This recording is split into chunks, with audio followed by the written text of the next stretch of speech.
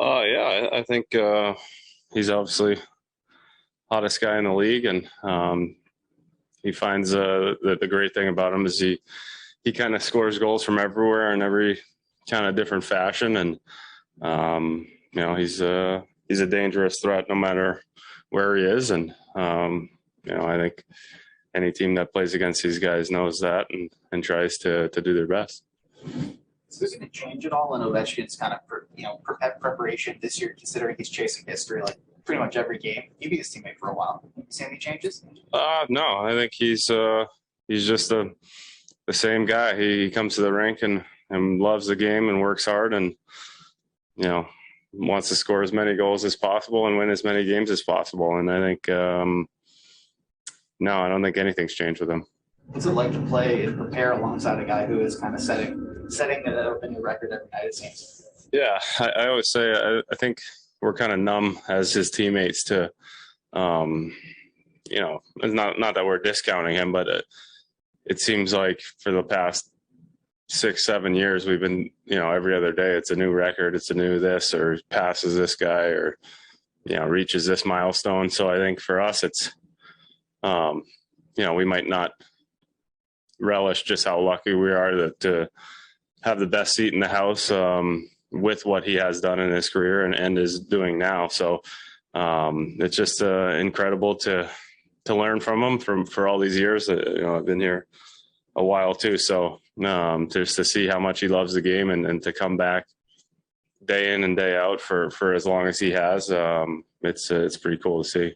You obviously know Ovi better, but do you see any similarities between how Ovechkin goes about his business versus Matthews, obviously two of the great goal scorers of this generation? Yeah, well, I don't really see what he does, or I know talked to him a few times, but something like that. But from an on ice standpoint, yeah, I think they're both bigger guys that really enjoy scoring goals and trying to get to areas to create an advantage. And I think obviously Austin's been doing it a long time too now, that right at the top of the league and scoring every year. So from on ice perspective, they're versatile. They can score off the rush. They go to the front of the net and bang home rebounds, tips, that sort of thing. They can beat guys one-on-one. And both have just incredible shots. I think this is the fifth straight game that you guys showed up at the rink and found out that a different teammate's not going to be in the lineup. And I'm just wondering, and I know Peter does a good job of kind of mitigating those absences by causing the least amount of ripple in the lineup as possible, but just wondering from a player's perspective, what's the difference between that situation where there's a different guy, a different piece moving around on a nightly basis versus one guy missing like 5 straight games? Yeah, I think maybe it's a little bit different after the last year or two now with just how much things can change and shift around, snap your fingers. But and I think that probably speaks more to just the guys that we do have in the room and the guys that do step up and are capable of playing much bigger roles than they might, whether they're in the lineup or out of the lineup or coming from out of the lineup. So we have a lot of versatile, great players in the room that seem to always thrive when their name gets called in a situation like that. And I think that's, kind of a mindset of everyone and how we go about our business and what we expect from each other, no matter what the circumstance is, no matter, if a guy doesn't play, if a guy, gets hurt in the first shift, whatever it is. I think just having a good, solid mindset and relying on everyone else to pick it up has worked pretty well for us this year, I think.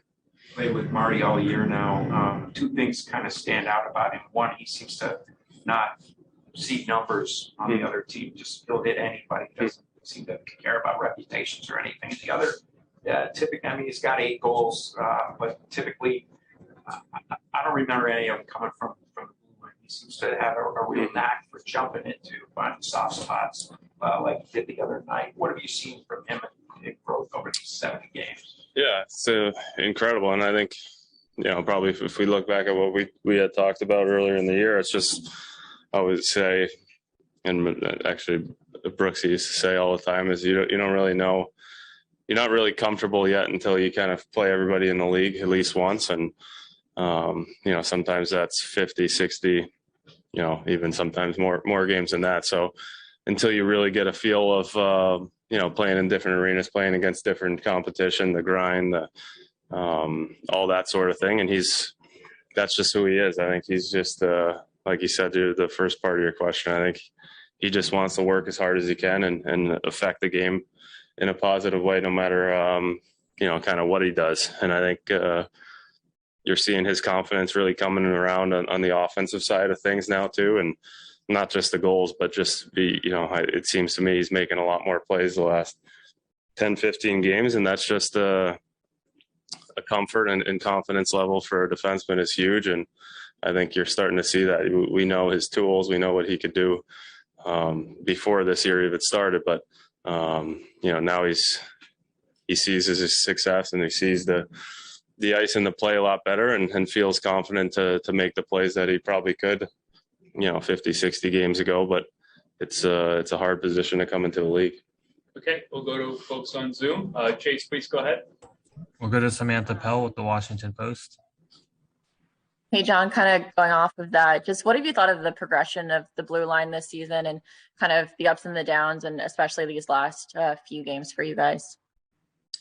I think we got a lot of players that can play different roles, and obviously a great mix of individual talent. And I think you see that with guys going down, and we do our best to step up when we can in different roles and different situations. And everybody kind of brings something else to the table. And it seems like when one guy goes down, it doesn't matter.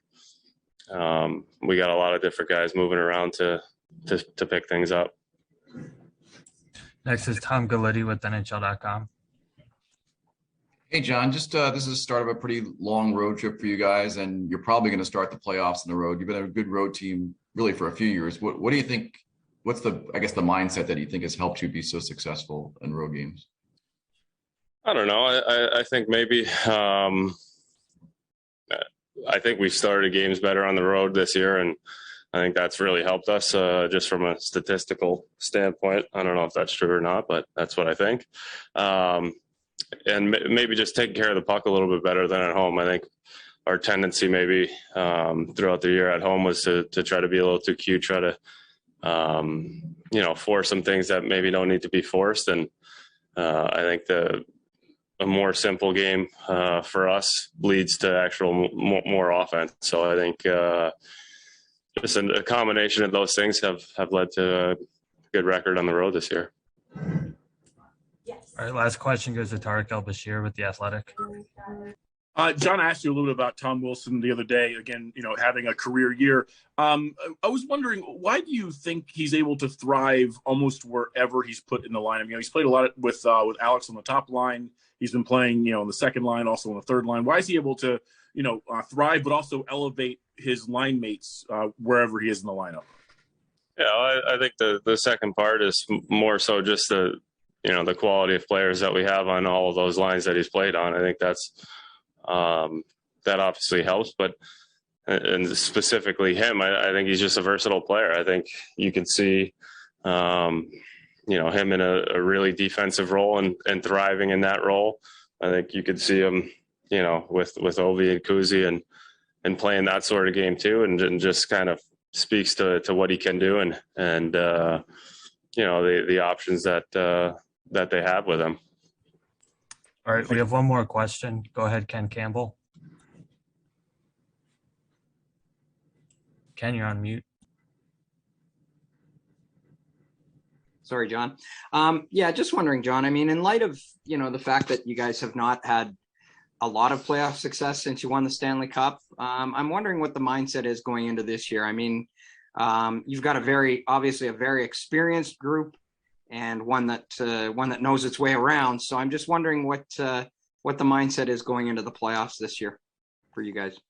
Yeah, I think just, kind of these last, however many games we have left here, we want to feel the best that we can. And that's all that we can control is how we're playing. And obviously we want to win every single game that the puck drops. But I think for us, it's more important to to feel like we're playing the brand of hockey that we know we can, and I think we've done that the last few games, and certainly just keeping that mindset.